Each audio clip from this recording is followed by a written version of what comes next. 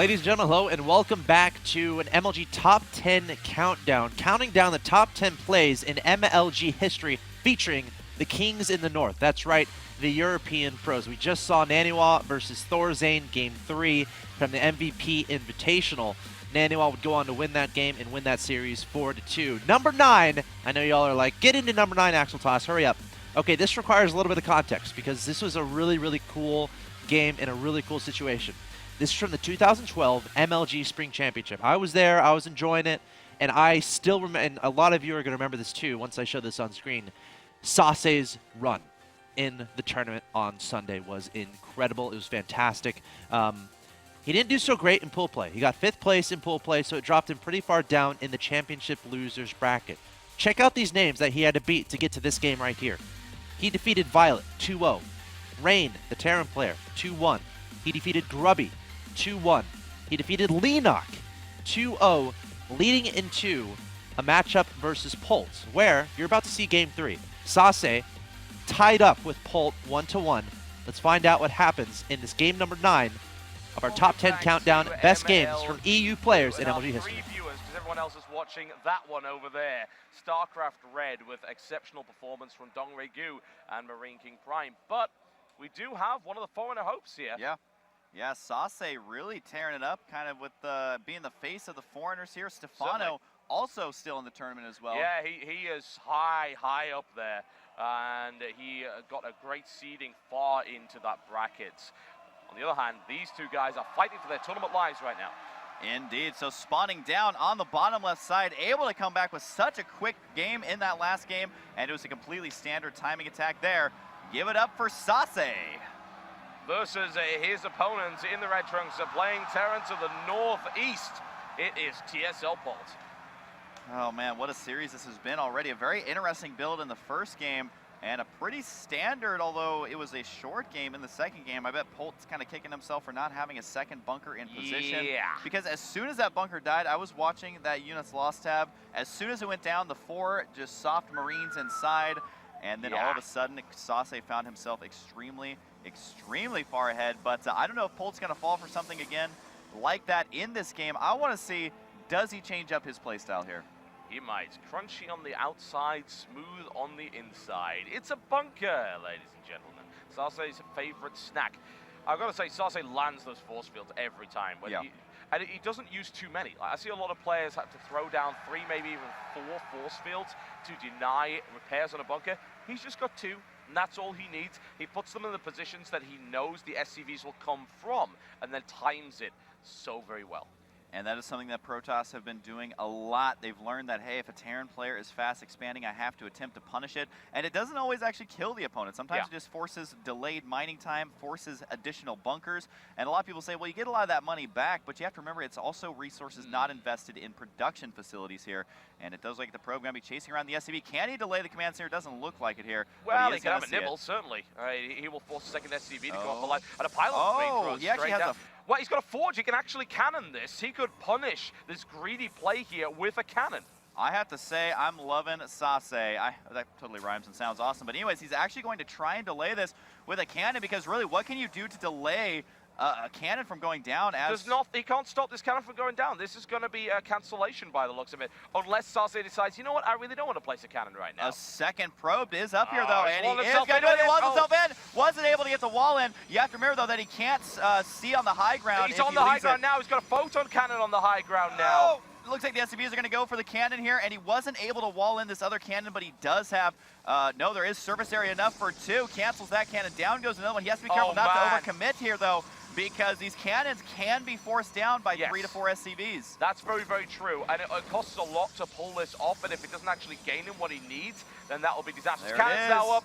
Bang, bang. They shot me down. Needs to shoot the SCVs up top, and he does. And there goes another cannon.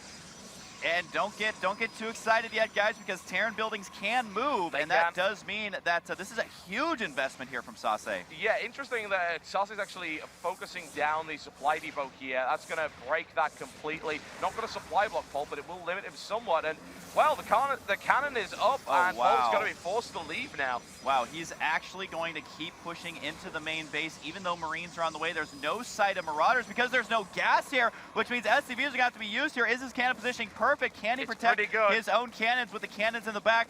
TB, what a ridiculous build here at Sase, and he's got a Zealot as well. Oh my god, I think I saw this on ladder last week. This is absolutely I think ridiculous. I've seen this on ladder since StarCraft 1, TB, but here he goes. The SCV's gonna be trying to get this round on the Zealot. The Zealot's still alive. The barracks now under attack. He's gonna have to remove this. The expansion has now lifted off. Oh no, they're in the base now. Sase with incredible Zealot control and great cannon placement. Polt must be kicking himself right now. So greedy from Polt to go for 14 CC, and Sase goes directly into Forge. Cannon rushes, and this is why you generally don't see that in this matchup, because this can happen. Now you have to remember that Sase does not have a whole lot going on back at home. Definitely not. And so he needs to make sure he doesn't allow this command snare to escape, because, you know, this can still be turned around. It's looking very grim for Polt.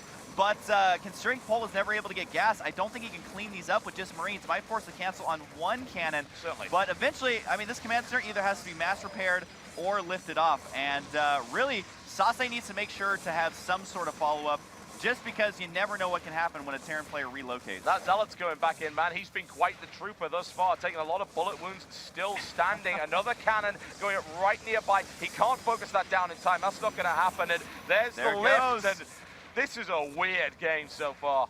Oh man, I'm highly entertained though. Polt, on the other hand, I mean, he's up for elimination. He is against the ropes. Sase is going to be in good shape here, but he has to make sure he doesn't allow this base to go unchecked. Sase has got to make some more Zealots. He's got to lock down that expansion. And honestly, I think right now, TB, he needs to transition into just getting a couple of Stalkers, because then he can kill off all the Marines and end it out. But this is so many cannons. I feel like he needs to stop making cannons right here. Well, the thing is that he doesn't want the SCVs to get out. Yeah, the SCVs are trapped here. Okay, there's mules, but if he can eliminate all of these SCVs, he's in a stellar spot. The orbital command, if I recall correctly, yes, I do recall correctly, an orbital command can't pick up SCVs to leave. There's no way for these SCVs to get out. They are actually long-distance mining right now. One more cannon will, of course, shut them all down. You just need to cannon it into the mineral line here. Oh man, the expansion over here. Now the new main base of Polt. You can see he's biding his time. Look at this wall up he's set up though. The Zealots cannot actually get behind this mineral line, because he does have the exact amount of units that he needs here. Really well walled off, incredibly well done. That is beautiful. Polt's crisis management is something else. Yeah, exactly. The income, let's take a look here, is obviously favoring Sase here, but the income is going to start up for Polt. He can drop the mules down right there. Once he gets out a Stalker or two, I don't know how long this is going to last. He's going to need some Marauders. I don't think pure Marine is going to be enough. But again, if Sase does not start adding gateways here, this is a lot of Marines now moving out, and this is what we were talking about a little bit before, TB. He's got to be careful. Well, he's got cannons. Just build 2 more cannons, and he's fine. There's nothing those Marines can actually do in that situation. But this is going to hit before another cannon goes up. He does, however, have 4 Zealots, plus that cannon. He'll have a 5th Zealot by the time this hits. So I think he'll be okay, but I don't know. Polt is really good at micro, man. Let's see how the control matches up. Up at the top of the ramp, that means he's going to take a couple of hits here. Really, Sase just needs to keep falling back to that cannon. The cannon does barely cover the top of the ramp. And you can see right now, Polt realizing that's a lot of stuff. Do I want to go with reinforcements, or should I head on home? Decides to pack it up, heads back now. But, you know, those Stalkers are going to give him a lot of trouble, because it's going to come down to Marine versus Stalker, which usually doesn't feel good. Finally dies. That probe has been a nightmare, but a couple of Marines up there able to pick it off before he can place another cannon. So the threat in the main has essentially ended. There's a little bit of long-distance mining going on. He actually could get a little bit more here. He could even actually pick, I think maybe he can actually grab that gas in the corner too. Yeah. Yeah, I think, you know, Polt has actually bounced back from this. He is still in this game. Taking a look at the workers tab, it's 25 to 15, and a lot of those are not mining. But with double mules mixed in, that's going to help supplement that income a little bit. Unit. But, you know, if he's able to get out some Marines and Marauders, he might stand a chance here, as, you know, Sase is still on 1 base. Yeah, 2 gas now being taken by Polt. 3 more gateways being added. Sase transitioning from Cannon Rush into 4 gate. He's obviously been training very much so in my Gold League division. Indeed, the SCVs are going to try to escape. A couple of them will get away here, and that is a big deal. He needs every single SCV he possibly can. He is still long-distance mining with 2 of them here. Does build a depot up there simply because he's so hard-pressed for space. He does have a bunker going down right now. And this, what a hold this would be if Polt actually manages to come back here. He is behind in supply. He's still behind in the income, I do believe, but he's starting to get that nice little ball of units here. Pylon up in the corner. This is where it comes in. The warp gate takes about to finish. He's actually going to get 4-gated right now. As the add-ons are coming down, this is a perfect timing to go in. Nothing is being constructed from these barracks. He does have a lot of Marines. The one bunker going to go down, but these two barracks are going to be unable to escape this onslaught. The 4-gate is going to hit here pretty soon. Remember, there's no energy for scans, so Polt is going to be playing completely in the dark here. This base up here is mostly just going to be a supply depot farm, but it's got to come down to, can Sase get out enough units? Can he get the good force fields?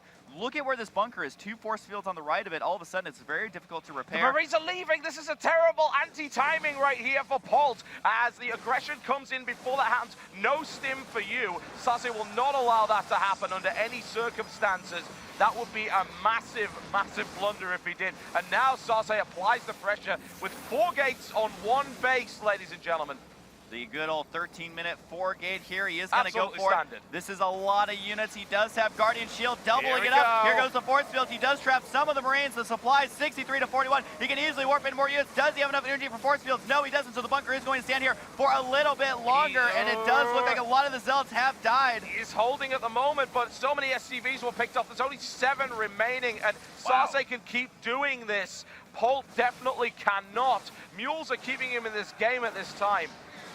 This is what happens when you play extremely greedy. Sase is going to punish you for it. Is Sase going to continue through the lower bracket? The lift off of the command center. Where is it going to land? Very far away from the mineral line here. And you have to remember the income for Polt right now, 40 minerals per second. Good God. Absolutely absurd. And right now, I think Sase may be able to take this, may be able to knock out yet another Korean player and continue forward. His next opponent would be Stephano.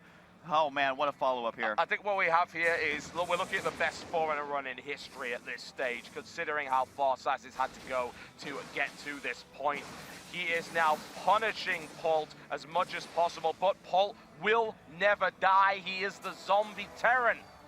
Oh man, landing both the command centers here at this expansion. The SCVs are taken off the mineral line, gonna be going just for that repair because he needs to get that up. We do see a lot of Marines. The building positioning is phenomenal here. Sase having a difficult time actually cracking this egg. It is 72 supply though to 30. I love even trying to land this on the high ground here. He has a lot of stuff. Sase needs to make sure he doesn't allow this to go. Basically, he needs to end the game here. He doesn't have any tech at all. He can continue. Kill the orbitals. Yeah, Just go for it. Yep, and that's what he's gonna do. Yeah, he has the numbers for. He's forced all the orbitals away. No mining at all. SCVs, a precious Here we commodity, go. eliminated. And here we go. The repairs are not going to be happening anytime soon. And Polt looking to crash out of this tournament at the hands of the Swede Sase. He outnumbers Polt. GG from Sase, able to take it. This run is absolutely. And there it is, Sase taking down Polt. And again, to kind of recap the run he's on right now, this is from the 2012 MLG Spring Championship. 2-0 against Violet, 2-1 against Rain, 2-1 against Grubby, 2-0 against Leonok, and that victory gave him a 2-1 victory over Polt, leading into a matchup against Stephano. More on that a little bit later in this countdown. Guys, you're watching the 10 best games in MLG history featuring the Kings in the North, the EU players. Coming up next, it's number 8. Stay tuned.